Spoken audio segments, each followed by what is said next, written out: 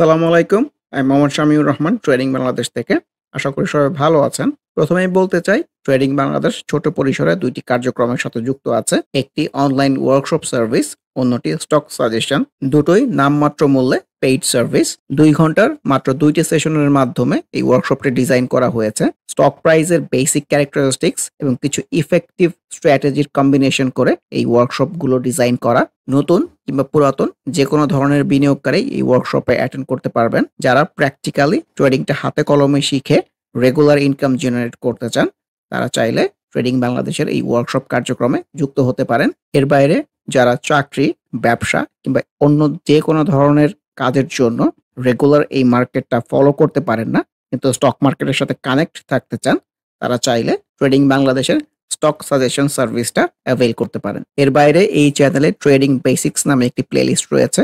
এটি মূলত ট্রেডিং শেখার প্লেলিস্ট। ক্যান্ডেলস্টিক এবং এর বিভিন্ন প্যাটার্ন, বিভিন্ন effective strategy, for example moving average trading strategy, upswing এর বিভিন্ন ফেজ এবং এই ফেজে ট্রেড প্ল্যান করার কোনো স্কোপ আছে কিনা, কিংবা বাউন্স ব্যাক ক্যান্ডেলগুলো কেমন হতে পারে, এসব সহ ট্রেডিং সংক্রান্ত বিভিন্ন বিষয়ের উপর ভিডিও দেয়া আছে। যে যেখানে আছেন সেখান থেকেই ট্রেডিং বেসিক্স প্লেলিস্টটি ফলো করে ট্রেডিং সম্পর্কে আইডিয়া নিতে পারেন। আলোচনার শুরুতে যেটা বলতে চাই, আসলে ইন্ডেক্সের তো একটা কারেকশন টাইপ চলতেছে, আমার কাছে এটা মনে হচ্ছে।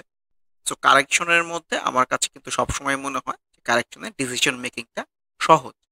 আপনি কোন স্টকগুলোর মধ্যে থাকবেন, কোন স্টকের ট্রেড প্ল্যানটা করবেন, সো এই বিষয়টা আমার কাছে অনেক সহজ মনে হয় কারেকশনের ক্ষেত্রে।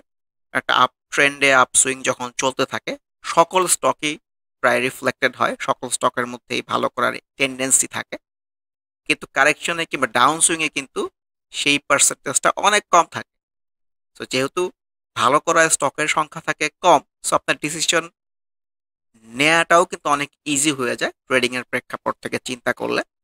তো আজকে কাভার যেটা আছে ভিডিওর, সেই কাভারের বেসিক্সটা যদি বোঝার চেষ্টা করি, দেখেন ইন্ডেক্সে কিন্তু প্রপার একটা আপসুইং হয়েছে, কয়েকটা ফেজই আপসুইং হয়েছে। আপসুইং হয়ে একটা সেল সিনারি হয়ে তারপর কারেকশনের রিফ্লেকশনে আসতেছে।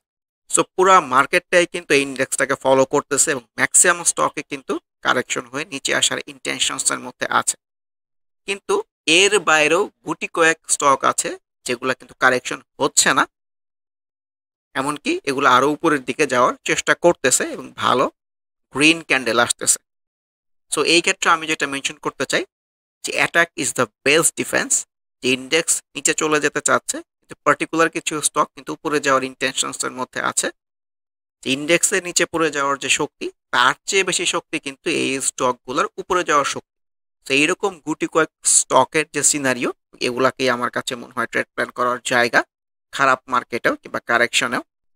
সো এগুলো নিয়ে আজকে কথা বলতে চাচ্ছি। সো স্ট্র্যাটেজিটা খুবই সিম্পল, যে ইন্ডেক্স নিচে পড়ে যাওয়ার ইন্টেনশনস, কিন্তু কিছু স্টকের মধ্যে উপরে যাওয়ার ইন্টেনশন। সো এই মুহূর্তে সেগুলোই ভালো স্টক হতে পারে ট্রেডিং এর প্রেক্ষাপট থেকে। এবং বলাই বাহুল্য, এই টাইপের স্টক কিন্তু খুবই কম আছে, হাতে গোনা কয়েকটা আছে। সো সেই প্রেক্ষাপট থেকে চিন্তা করলে এই যেগুলো উপরে যাওয়ার ইন্টেনশনস এর মধ্যে আছে, এগুলা দেখলেই কিন্তু হয়ে যাচ্ছে, আপনার পুরো মার্কেট দেখার দরকার নেই। মোস্ট ইম্পর্টেন্ট পার্ট, এগুলা টপ যে গেইনার লিস্ট সেগুলোর মধ্যেই আছে। সো ডিসিশন মেকিং কারেকশনে আমার কাছে অনেক সহজ মনে হয়।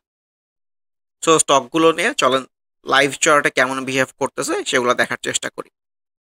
শুরুতেই যদি সালভো কেমিক্যালসটা বলার চেষ্টা করি, যে দেখেন ইন্ডেক্সটা হচ্ছে নিচে যাওয়ার ইন্টেনশনস, কিন্তু সালভো কেমিক্যালস এর মধ্যে কিন্তু উপরে যাওয়ার ইন্টেনশনস। সো আজকে আলোচনার বেসিক্সটাই হবে এইটা, যে সকল স্টকে কারেকশন না হয়ে উপরের দিকে যাওয়ার ইন্টেনশনস এর মধ্যে থাকবে সেগুলাই। লক্ষণীয় বিষয় হচ্ছে ভলিউমের অ্যাকুমুলেশনটা দেখ, গ্র্যাজুয়ালি ভলিউম ইনক্রিজ করেছে, সুন্দর ভলিউমটা অ্যাক্টিভ আছে।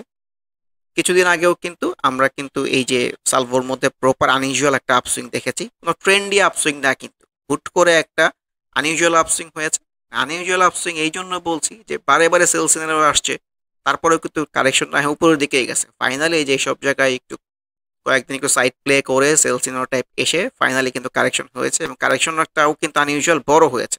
সো নর্মালি যে সকল স্টকের মধ্যে আনইউজুয়াল এরকম আপসুইং হয়ে যায়, সেগুলা কিন্তু আনইউজুয়াল ডাউন সুইংও হয়। সো এটা যদি ট্রেন্ডি সিনারিও হতো, সেই ক্ষেত্রে কিন্তু এই যে একটা আপসুইং হয়েছে, আপসুইং এর পরে নিচে এসে এই যে এই সব জায়গার থেকে একটা বাউন্স ব্যাক জেনারেট করে এটা কিন্তু আবার উপরের দিকে যেত। কিন্তু যেহেতু এইগুলা করতে পারে নাই, এই প্রপার ডাউন সুইং হয়ে গেছে। সো এটাকে আমি একটা আনইউজুয়াল আপসুইং এর পরে আনইউজুয়াল ডাউন সুইং বলতে চাচ্ছি। এখন পুরাতন এই আপসুইং, যেটাকে আমি আনইউজুয়াল আপসুইং বলতে চাচ্ছি, এটা বাদ দিয়ে কারেন্ট আপসুইং এর মধ্যে আসি। সো দেখেন ভলিউমের অ্যাক্টিভিটি তো খুবই সুন্দর বললাম, আর ইন্ডেক্সের বিরুদ্ধে, মানে ইন্ডেক্স নিচে তার প্রথা বিরুদ্ধ গিয়ে কিন্তু উপরের দিকে যাওয়ার চেষ্টা করতেছে।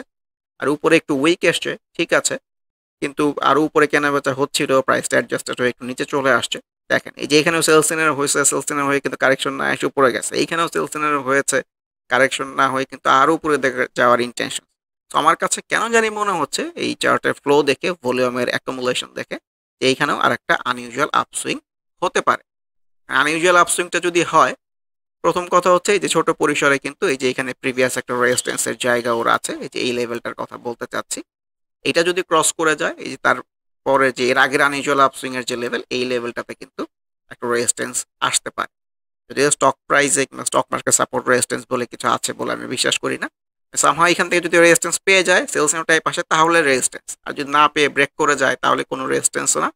সো এইখানের ক্ষেত্রেও সেম বিষয়টা অ্যাপ্লিকেবল। সো আমার কাছে মনে হয় ডেফিনেটলি এই যে সালভোর মধ্যে এইসব জায়গায় ট্রেড প্ল্যান করার অবশ্যই স্কোপ আছে। এখন বিষয় যেটা হয়েছে এই ক্ষেত্রে স্ট্র্যাটেজিটা হচ্ছে, ধরেন আপনি যদি এই স্ট্রং গ্রিন ক্যান্ডেলের এন্ট্রি নেন, সো এখানে কিন্তু কনভেনশনাল যে স্টপ লস আমরা বলি যে এইখানে নিচে রাখলে হবে না। সো এন্ট্রির পরের দিনই যদি একটা ডোজি টাইপ কিংবা খারাপ টাইপ ক্যান্ডেল চলে আসে, সো আপনার কিন্তু ম্যাচিউর ডেতে এই পরের দিনই কিন্তু এক্সিট প্ল্যান করে ফেলতে হবে। কারণ যেহেতু একটা আনইউজুয়াল আপসুইং হচ্ছে, এগুলো খুব রিস্কি জায়গা। সো নিচে স্টপ লস পর্যন্ত ওয়েট করলে আপনার হয়তো বেশি একটু লস হয়ে যেতে পারে। সো এই সব ক্ষেত্রে আগামী দিনের ক্যান্ডেলটা কিন্তু খুবই ইম্পর্টেন্ট, যে আপনি স্টকের মধ্যে থাকবেন কি থাকবেন না, যারা এই ক্যান্ডেলও এন্ট্রি ট্রাই করেছেন। সালভোর পরে আফতাবটো নিয়েও কথা বলতে চাচ্ছি। কাভারে এই গ্রাফটাই আসলে দেয়া হয়েছে। Candle wise looks very good, খুবই সুন্দর। ভলিউমটা দেখেন খুবই সুন্দর অ্যাক্টিভ অবস্থায় আছে। তো আমি এটাই বলতে চাচ্ছি যে ইন্ডেক্স নিচের দিকে যাচ্ছে, উপরের দিকে যাচ্ছে, ইট মিনস যে ওর অলরেডি তো একটা প্রপার আপসুইং হয়েছে, হয়ে সেলসিনের হয়েছে, তারপরে একটা স্ট্রং গ্রিন ক্যান্ডেল পাওয়া গেছে। এটার মানে হচ্ছে যে ওর আপসুইংটা হয়তো এখনো আর একটু উপরে বাকি হলেও থাকতে পারে। প্রপার আপসুইংটা আর হয়তো অনেক ওপর পর্যন্ত এইটুকু একটা ফেজ হয়েছে, তারপর একটা গ্রিন ক্যান্ডেল পাওয়া গেছে, এখান থেকে আপসুইং আর একটা ফেজ হতে পারে, এরকম আমার ধারণা আর কি। সো এই ক্যান্ডেলটাও কিন্তু সেম থিওরিতেই, সেম কনসেপ্টের মধ্যে থেকেই কিন্তু সুন্দর ট্রেড প্ল্যান করার জায়গা হতে পারে। এটাকে আমি আসলে একটা ফেজ ওয়াইজ ট্রেড প্ল্যান করার স্ট্র্যাটেজি বলতে চাই, যে এখানে এক্সপেক্টেড ছিল কি, এক্সপেক্টেড ছিল বাকি সব স্টকের মতো প্রপার কারেকশনে নিচে আসা, কিন্তু সেইটা না এসেও কিন্তু এখান থেকে আবার উপরের দিকে যাওয়ার ইন্ডিকেশন, হুইচ ইন্ডিকেট যে ওর আপসুইংটা হয়তো আর একটু উপরে হলেও যেতে পারে, কারণ ভলিউমের অ্যাক্টিভিটিটা খুবই সুন্দর আছে। সো ডেফিনেটলি এই ক্যান্ডেলটাও কিন্তু খুবই সুন্দর ট্রেড প্ল্যান করার জায়গা, এরকম আমার কাছে মনে হয়।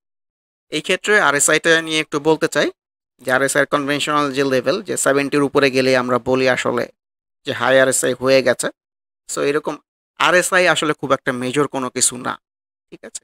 হাই আরএস একটা প্রাইস যখন মানে ভালো প্রাইসে কন্টিনিউ করে, কয়েকটা সুইং দিয়ে আপ ট্রেন্ডে থাকে, তখন আরএসআই হাই থাকে। সো এটাকে অ্যাকসেপ্ট করেন যে একটা স্টক প্রাইসকে বাড়তে হলে ওর আরএসআইটা ডেফিনেটলি হাই হতে হবে। আর এই 70-র উপরে চলে গেলেই প্যানিক হয়ে যাওয়ার কিচ্ছু নাই। আপনি ক্যান্ডেল স্টিককে ফলো করেন, ক্যান্ডেল স্টিক কি রেফারেন্স দিচ্ছে, হ্যাঁ ওর এইখানে একবার সেল সিগন্যাল ছিল, প্রপার সেল সিগন্যালতে সেল এক্সিকিউট করেন, কোনো সমস্যা নাই। আবার ভালো বাউন্স ব্যাক পেয়েছেন, সো আবার এইখানে বাই ট্রাই করেন, ঠিক আছে। সো ট্রেডিং এর প্রেক্ষাপট থেকে এইভাবে চিন্তা করতে হবে। আরএসআই এর কথা যেটা বলতেছি, যেটা প্রাইস যদি ওর ইনক্রিজ করতে থাকে, আরএসআইও কিন্তু এরকম জিগজ্যাগ জিগজ্যাগ করে উপর দিয়েই কন্টিনিউ করতে থাকবে, ঠিক আছে। সো আরএসআই নিয়ে একটা প্যানিক হওয়ার কিছু না। তবে এইটা ট্রু যে উপরে গিয়ে যদি প্রপার একটা সেল সিগন্যাল পাওয়া যায়, ঠিক আছে, সো আরএসআইও যদি হাই থাকে, সেই ক্ষেত্রে কিন্তু ডেফিনেটলি আপনাকে অ্যালার্ট হয়ে যেতে হবে, কারণ প্রাইসটা কারেকশন হয়ে নিচে নামতে পারে। কিন্তু আরএসআই হাই, আরএসআই ক্যান্ডেলও সবুজ আসতেছে, আপনার প্যানিক হওয়ার কিছুই নাই, জাস্ট মার্কেটকে ফলো করেন। এ পর্যায়ে আরেকটা স্টক আমার কাছে মনে হয় ট্রেড প্ল্যান করার জায়গা আছে, ভালো করেছে গতদিন। এখানে কনসেপ্ট সিম্পল, ইন্ডেক্স নিচের দিকে যাওয়ার চেষ্টা করতেছে, এই সকল স্টক উপরের দিকে যাওয়ার চেষ্টা করতেছে। আর ট্রেডিং এর প্রেক্ষাপট থেকে চিন্তা করলে যে স্টকটা ভালো, ওর কিন্তু ভালো করার সম্ভাবনা তত বেশি, আনলেস কোনো ইন্ডিকেশন না আসে যে স্টকটা কারেকশন হতে পারে। এটা বলার অর্থ হচ্ছে একটা প্রপার আপসুইং চলতেছে, ঠিক আছে। সো ওর কিন্তু আরো উপরে যাওয়ার সম্ভাবনা তত বেশি, যতক্ষণ পর্যন্ত না একটা সেল সিনারিও আপনি পাচ্ছেন, এই টাইপের ক্যান্ডেল পাচ্ছেন, ততক্ষণ কিন্তু ওর ভালো করার সম্ভাবনাই বেশি। তো সেল সিনারিওটাই পাওয়া গেলে প্রথম ইন্ডিকেশন আপনি পেলেন যে না ওর কিন্তু এখন কারেকশন হতে হবে। সো এই টাইপের ক্যান্ডেল পেলে আপনাকে অ্যালার্ট হয়ে যেতে হবে। এর আগ পর্যন্ত কিন্তু খুবই ভালো আপনি ফলো করে স্টকের সাথে থাকতে পারেন। এটা আপসুইং এর ক্ষেত্রে বললাম। ডাউন সুইং এর ক্ষেত্রেও বলতে চাই যে প্রপার ডাউন সুইং হচ্ছে। আপনি কিন্তু জানেন না এই ডাউন সুইং কখন শেষ হবে। সো প্রপার যদি এই সেম টাইপের একটা ক্যান্ডেল যেটাকে আমি বাউন্স ব্যাক বলতে চাই, যদি বাউন্স ব্যাক পাওয়া যায় তখন কিন্তু আপনি একটা এন্ট্রি ট্রাই করতে পারেন। অথবা এখানে যদি আবার কারেকশনের পর একটা রিটেস্ট সিনারিও পাওয়া যায়, ওই রকম সিনারিও পেলে কিন্তু আপনি ডাউন সুইং এর ক্ষেত্রে একটা এন্ট্রি ট্রাই করতে পারেন। যেটা সি পার্লের মধ্যে ঘটতেছে এখন। সো ওরা ডাউন সুইং এর শেষ কখন এটা কিন্তু আপনি জানেন না।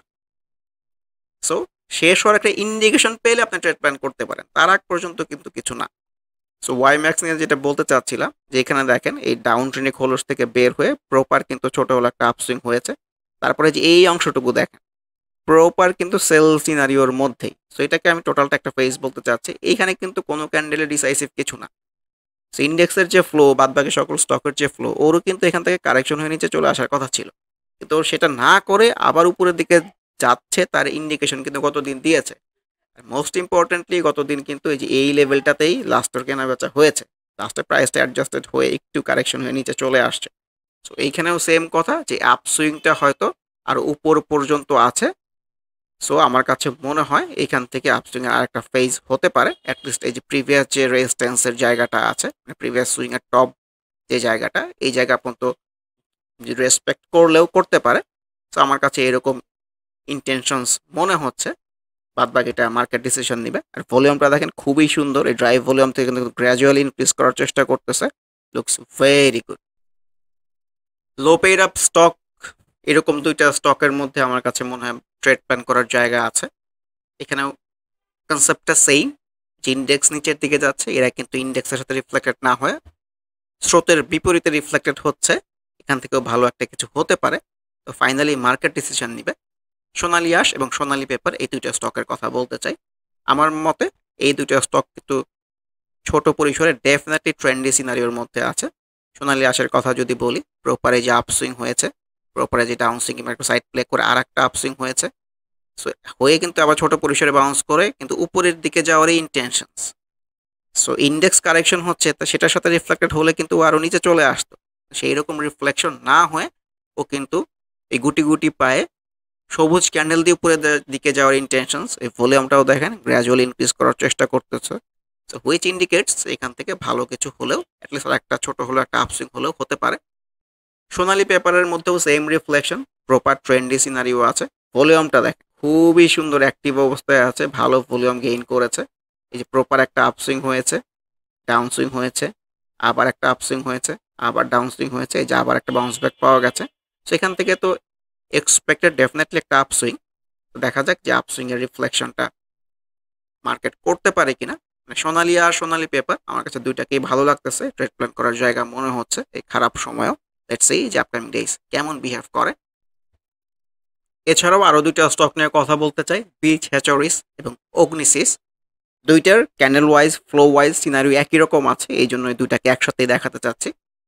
বিচ হ্যাচারিসের কথা যদি বলিও কিন্তু অনেক দিন ধরে ট্রেন্ডই আছে। আর এই লাস্ট যে আপসুইংটা এটা কিন্তু প্রপার বড় একটা আপসুইং হয়েছে, লুকস ভেরি গুড। ইন্ডেক্সের সাথেও কিন্তু কারেকশন হয়েছে, হয়ে কিন্তু আজকেও কিন্তু কারেকশনের রিফ্লেকশন থাকার কথা ছিল, কিন্তু সেই রিফ্লেকশনটা না হয়ে কিন্তু আজকেও একটা বাউন্স ব্যাক টাইপ সিনারিও দিতে পেরেছে। সো আমি আসলে এই 3 দিনের চার্ট প্যাটার্নটাকে নিয়ে যদি বলি যে এই 3 দিনের চার্ট প্যাটার্ন যদি বলি, এটাকে ডেফিনেটলি আমি একটা রিটেস্ট সিনারিও বলতে চাচ্ছি। একটা স্ট্রং গ্রিন ক্যান্ডেল, তারপর একটা খারাপ ক্যান্ডেল, তারপর আবার একটা বাউন্স ব্যাক টাইপ। কিন্তু আমি এইখানে খুব একটা বেশি ইন্টারেস্টেড না এই কারণ হচ্ছে যে ভলিউমটা গ্যাদার করতে পারে নাই। সো এইটাকে আমি আনইউজুয়াল ভলিউম বলতে চাচ্ছি, নাম্বার 1। আর নাম্বার 2 হচ্ছে একটা প্রপার আপ সুইং এর পরে কিন্তু এই টাইপের সিনারিওটা এসছে। সো সুইং এর শুরু কিন্তু এটা না, ট্রাই করা উচিত সুইং এর শুরুতে অথবা মাঝামাঝি। এটা মাঝামাঝিও হতে পারে, এখান থেকে প্রপার আবার আপ সুইং হতে পারে। যেহেতু মুভিং এভারেজ থেকে দূরে চলে গেছে, সুইংটা অনেক লম্বা হয়েছে। সো সুইং এর শেষেই কিংবা মাঝামাঝি কিংবা মুভিং এভারেজ অনেক উপরে গিয়ে এই টাইপের রিটেস্ট সিনারিওতে ট্রেড প্ল্যান করাটা আমার কাছে খুব একটা ওয়াইজ না। সাথে কিন্তু এই যে আনইউজুয়াল ভলিউমের অ্যাক্টিভিটি আছে। সো আমরা যদি পজিটিভিটি এবং নেগেটিভিটিগুলো অ্যাড করি, সেক্ষেত্রে কিন্তু ভালো করার চেয়ে খারাপ করার পাল্লাই কিন্তু বেশি। কিন্তু ইট ডাজন্ট মিন দ্যাট যে উপরে যেতে পারবে না, কালকেও কিন্তু ভালো করতে পারে। কিন্তু প্রফেশনাল ট্রেডাররা সবসময় যেটা বলি মানে ভলিউম, ক্যান্ডেলস্টিকের ফ্লো, চার্টের ফ্লো, বাজারের ফ্লো সবকিছু মিলিয়ে পজিটিভিটি আর নেগেটিভিটি অ্যাড করে একটা ট্রেডিং এর সিদ্ধান্ত নিতে চান। এখন তারপরেও যদি এখানে কেউ ট্রেড প্ল্যান করার এই ক্যান্ডেলের ডিসিশন নিতে চান, তার কোয়ান্টিটি আমি বলবো ডেফিনেটলি অল্প কোয়ান্টিটি নিয়ে ট্রাই করার জন্য। যেহেতু কিছু হলেও রিস্ক ইনভলভ আছে, সো বেশি কোয়ান্টিটি এঙ্গেজ না করে জাস্ট ট্রেডটা এক্সপিরিয়েন্স করার জন্য যে এরকম সিনারিওতে আসলে কি করে।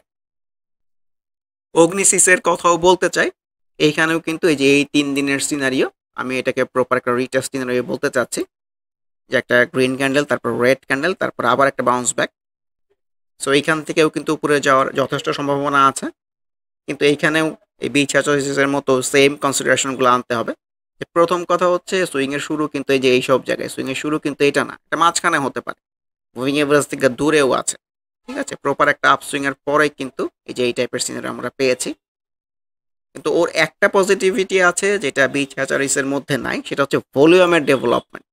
দেখেন এইখানে কিন্তু ভলিউমের ডেভেলপমেন্টটা মোটামুটি একই লেভেলে আছে কিংবা খুবই সুন্দর আছে।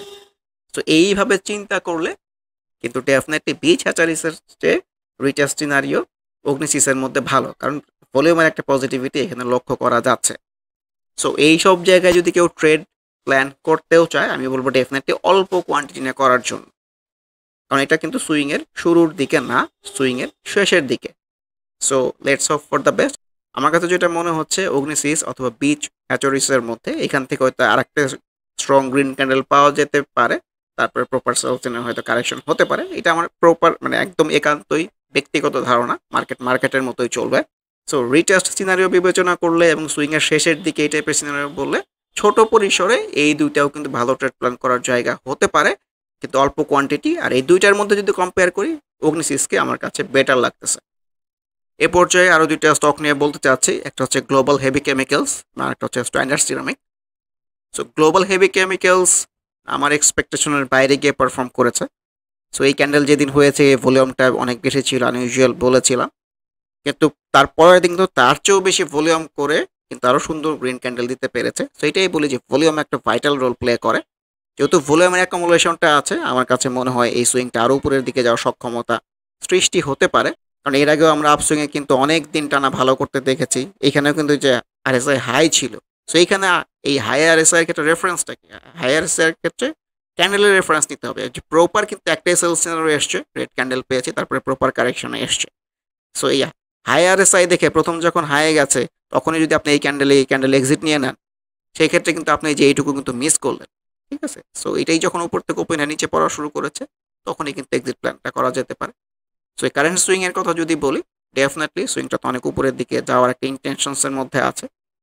সো এইসব ক্ষেত্রে আমি বলতে চাই, যেহেতু রিস্কি হয়ে যাচ্ছে, সো অল্প অল্প কোয়ান্টিটি নিয়ে ট্রাই করা যেতে পারে, ঝাঁপায়া পড়ার কিছু নাই, ফুল কোয়ান্টিটি এঙ্গেজ করার কিছু নাই, আমার কাছে এরকম মনে হচ্ছে।